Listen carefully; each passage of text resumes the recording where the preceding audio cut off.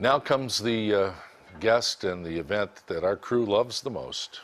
It's all about bacon at the Southwest Bacon Fest, and Dean Strober is here as the organizer and Chief Bacon Officer of the, I just gave you a new title, of the Southwest Bacon Fest. Good to have you back. Thank you so much. We were here a year ago for the first one. Yes. And I think that went pretty well, didn't it? That exceeded expectations in every way whatsoever. We certainly had a lot more people than we expected. The vendors sold a lot more bacon than they expected. So this year we're prepared with more vendors, twice the vendors, twice the bacon, more space. So we're ready. The whole bacon phenomenon hasn't died down, has it? No, I think it's only growing. For us, it has certainly grown. And the great thing about the event, watching it grow, is watching the new restaurants and food trucks sign up. And they get so competitive, and they create these brand new off-menu bacon dishes every year. And that's really a lot of fun. How'd you get started with this? Whose big idea was this? I think my wife, Lena, and I were certainly just, well, you look out at the country, you know, and see what's happening out there, where trends are growing, and certainly bacon is growing, and bacon, I mean, it's in our kitchen every weekend. Sure. And then everything we do, I mean, whether the Bacon Fest or the Chocolate and Coffee Fest, it all starts by talking to the local businesses. You know, we spoke to the restaurants and the food trucks, said, hey, is this something that you would want to get behind and take part of, and how could it support you in the long run? Right. And help us help you. Exactly. And there was enough interest amongst the local, Albuquerque culinary community to make it happen. People had fun at last year's event, didn't they? They had a good time. I mean, we've got 7 bands, a lot of different fun interactive games. They're all free to play. It's at the Balloon Museum. Yeah. And every ticket includes free admission to the Balloon Museum. So that's nice. Yeah. So you can really get to eat a lot of great bacon and non-bacon foods, and dance, have a good time, and also explore the museum. The whole bacon phenomenon, what I like about it, and you brought a great example of it, is the combination that Rebel Donut discovered. The sweet and the savory goes well together. Yes. You normally just think of bacon and eggs in past times. Now, that makes sense. Case in point, I think one of the biggest examples of this is chocolate-covered bacon. Yeah. A lot of people are like, ugh, chocolate-covered.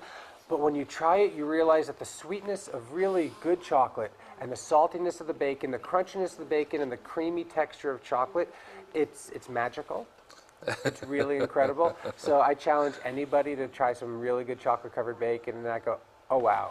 Okay, and it's good. And at the festival, I mean, bacon is used in everything. We've got, obviously, some really great bacon donuts, bacon cupcakes from Cake Fetish and Rebel Donuts. There's also, bacon pies.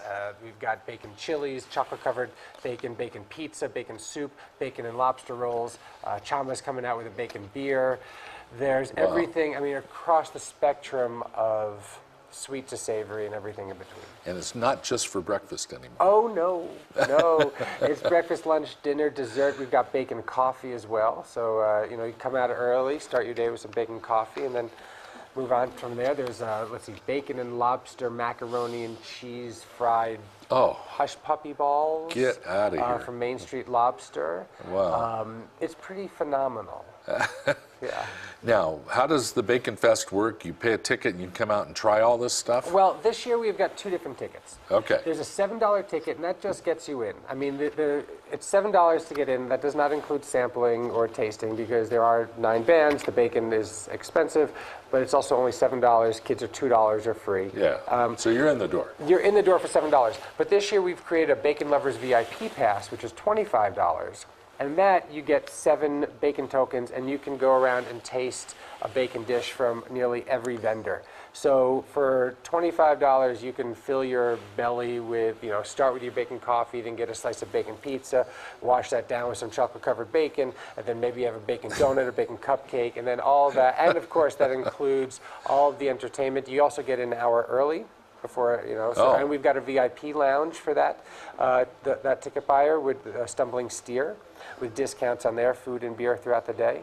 A commemorative Bacon Fest glass. So Oh, it's man. another way to experience the day. Plus, the whole place smells like bacon. It's great. It's great. Yes. I love it. Yeah. All right, so this is an all-day thing on the 18th of October, 11 a.m. to 6 p.m. Yes. So it's this 50. Saturday, and the VIP ticket you get in at 10 a.m. Okay. General admission starts at 11 a.m. out of the Balloon Museum.